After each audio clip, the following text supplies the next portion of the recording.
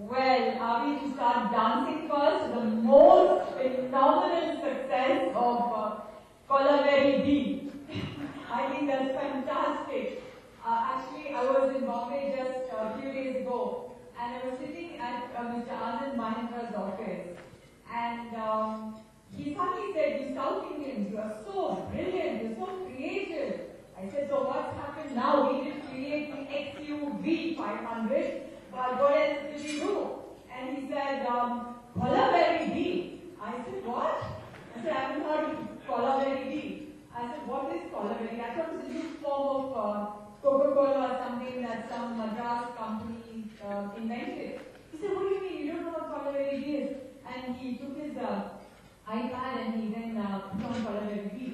And here it is. It's arrived in Coimbatore. CII, Coimbatore Zone. Wow. So, thank you all for being here, and it's always a pleasure to be talking to entrepreneurs. I love the word entrepreneur. It sounds a little outdated. Maybe we have to find a new term for this, because today now with technology, the advancement and the speed of technology, and we are also interconnected with cyberspace. We're living in a world that is so creative, and the other day I was listening to Thomas Friedman, and he was saying, the moment you think you have an idea, be sure there's another guy, across the world, maybe sitting in Japan, who has the same idea. And the guy who becomes a success is that guy who actually turns that idea into action. He is the success, he's the one who becomes the billionaire. So, these people here are true unconventional business people. And I mean, if I tell you what they are doing, you must have read it already, but I was astounded that by the unconventionality of their businesses, in spite of having very conventional education. I will first of all speak about Amuli. Amuli makes chai. Now you might ask, what is so unusual about making tea? Tea is everywhere all over the place. But even this morning I was on a flight to Coimbatore, and I was looking desperately in the Hyderabad airport for a cup of decent chai. And you were not there. So there are places to go yet. And Kanita Sama, who actually sells bus tickets. Now, isn't that incredible? Now, again, most of you were selling bus tickets, but he's got this amazing business called Red Bus, and he's going to tell us a lot about it. And of course, Nitin Gupta, whose business is most unusual. It's founded on laughter, and I think the world needs a lot of laughter. So, lots to say. So, can I first ask you to say a little bit about your businesses, and then we can move on with a little more unconventional questions.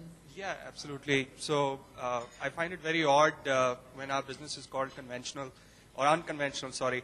I mean, there are lakhs of chaiwalas in India, and we are just trying to organize that space.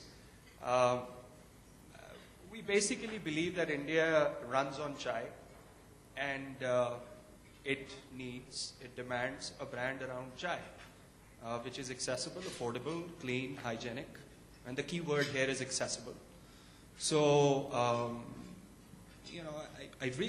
we came on to this idea in a very opportunistic manner. I'm a technology guy, always driven by scale, but at that point of time, I was very bored with technology, and I was looking at something which is very real, brick and mortar and fashion, and chanced upon that chai is consumed by so many people, but good hygienic chai is not accessible.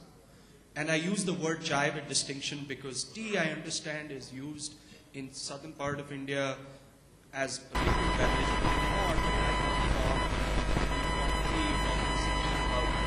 right? So, we just realized that in India, in spite of India has focused on the last mile access, on building a brand around chai.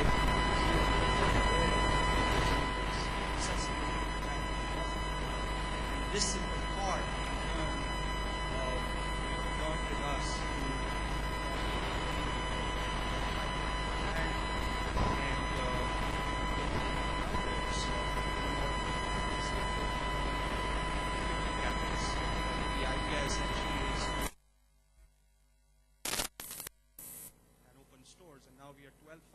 stores. We should be 15 by December. And we are based out of Bangalore, and now we are looking forward to go to National Capital Region, which is the biggest market for tea in terms of per capita consumption, Gujarat, NCR, and Punjab.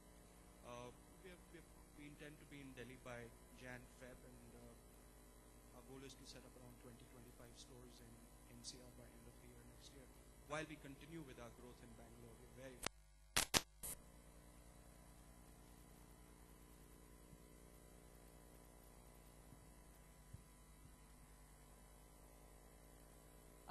laughter?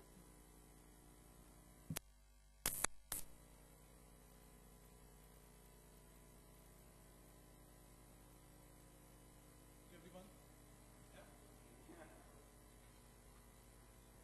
Am I audible at the back? Is it working now? Good. Yeah, so I'm a chemical engineer, and now I'm doing stand-up comedy.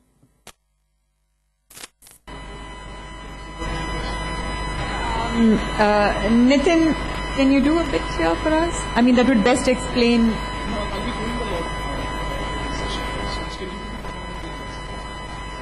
Oh, okay. Okay, so it's about entrepreneurship. Yes. Unconventional Yes. entrepreneurship. But see, I don't see myself as an unconventional entrepreneur or any of the people on the panel. I'll tell you about one unconventional entrepreneur too. He's now dead. His name is Osama bin Laden. Heard of that? He's an entrepreneur, right? Because see, an entrepreneur is someone who starts his own organization. Osama did, Al-Qaeda, Al-Mujahideen, Al-Fatwa. But that logic is a serial entrepreneur. And he's a social entrepreneur because Al-Qaeda is strictly not for profit. They did it with the passion of it. And entrepreneur is someone who's a risk taker. You won't call taking Punga with you as a safe bet, will you? Entrepreneurs create jobs. Osama did. You know, all those people rebuilding the World Trade Center, American soldiers fighting in Afghanistan, they now have real jobs. So if you think about it, Osama created more jobs for America than Obama. And he's a great role model. I mean, not in terms of killing people, but the work ethic. Like, he was so humble, always lived in caves, traveled by camels, no luxury yachts or private jets going, no shoshabaji. Yeah, so he only lets us work do all the company. Amazing. Also, Al-Qaeda, I love that company because it's the cleanest company on the planet. Because they kill people, the biggest producers of carbon dioxide. So we are conventional entrepreneurs, right? Those are the conventional entrepreneurs. But jokes apart, Nitin, let's talk business. When you say you have a company that's called Entertainment Engineers, right? So, where do you think you're going to take this company? What's the next business plan? What's the next business plan? Yeah. See, right now we're looking at live stand-up comedy concerts that we are doing in college festivals, alumni weeks, and corporates. So we started 2 years back. So we started performing in every college and cultural festival, technical festival. So we started doing IITs, IIMs, IITs, all the big festivals, the alumni weeks. So that is the present business plan. Next business plan will probably be, like having other stand-up comedies on the board. Right now we are doing 4 comedies. So probably we'll have like 20 comedies or 30 comedies in the company. That'd be nice. Also, we would eventually, like to get into advertising and make films in the near future. Okay. So then, we'll handle more questions later. So now, Fanindra. Sure. We sell bus tickets. We are travel agents. And Red Bus has started about 5 years back, and it has started off a personal need. I was working in Bangalore for a software company, actually a hardware company, very simple Hyderabad. Used to take buses frequently. So 5 years back during Diwali, went to a travel agent to buy a bus ticket. And the traditional way is the travel agent calls the bus operators to find out if they have any seats and over the phone. And if he finds any seats from the bus operator, he writes on a piece of paper and gives it to you as a ticket. And that becomes a ticket. So I mean, that's how the tickets are sold for 2.5 years where I traveled. But during Diwali, 5 years back, when I went to the travel agent made the phone calls and told me there are no seats. He called like 3-4 travel agents, the bus operators, and told me there are no seats. But just when I was leaving his office, he told me that maybe there's another travel agent who could get you a seat. And that really intrigued me. Why is that this travel agent, who's an agent for the bus operator, not able to get me a seat, but another travel agent could get me a seat in the same bus for the same date of journey? Anyway, I went to that other travel agent to find out if he has seats. He also made like 3-4 phone calls and told me there are no seats. And I went to the third one, and the fourth one, and the fifth one. Couldn't get a ticket from anywhere else, and ended up staying in Bangalore for the long weekend. Next day when I woke up, all my flatmates, we were all bachelors sharing a flat. So next day when I woke up, all my flatmates had gone home, and I was alone in the flat. And it really pained me. It pained me because maybe there was a 10th travel agent who, if I had gone to, would have called the 20th bus operator and got me a seat. Maybe there was a seat which went vacant that night, which was a lost to a bus operator. He had a seat but just didn't know which part of the city there was a customer seeking that seat. And it was a loss to a travel agent because he had a customer in front of him, but he just didn't know which is the operator that he had to call. And it was a loss to me because I desperately wanted to travel that night and couldn't get a bus ticket. So I thought it was a loss for three of us. And being an engineer, I thought, why can't they build a computer system where all the bus operators put their inventory and all the travel agents pick up inventory from their first purpose? Which means if I go to a travel agent, if he just logs into that system, he should be able to tell me whether or not there are any seats in the city which go from that night, from that source to another destination. So that was the idea. Initially we thought we'd just create this software as an open source. We had no thoughts of leaving our jobs. No thoughts of setting up a company and etc. In fact, we just wanted to do it as an open source solution which we wanted to give to the bus operators for free. And once they use it, it helps the whole society and all the software engineers and everybody like us in Bangalore. We thought it's a nice thing to do. We started setting up that thing, and then setting up offices across the country, raising venture capital, etc. So 5 years now, 5 years from then, now we are headquartered in Bangalore.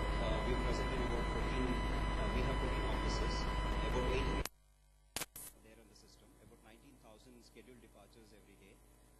We are about 500 people. We sell bus tickets in about 20 states in the country. And of late, one of the things that is like really exciting to us is March 1st, 2011, Goa State Transport Corporation went live with us. For decades together, the government RTCs have been loss-making. Right? There are probably only 2 RTCs which are profit-making out of the 28 odd RTCs in the country.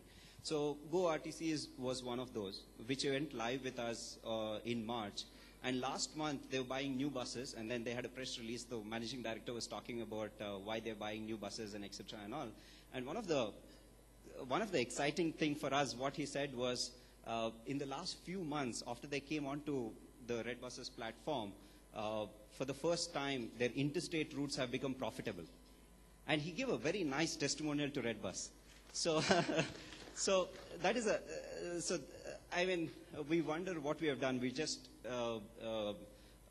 created distribution for the bus operators, got them customers through internet and through call centers and etc. But that has very profound impact in terms of wastage. Today we probably sell like 20,000 seats a day, which means if all these 20,000 people were going to a travel agent who is at least, let's say 1 kilometer or half a kilometer away to buy tickets, today probably every day we are saving about 20,000 kilometers worth of fuel for the country, where every liter is imported. So these are some of the things which are exciting to us, and this is what we do.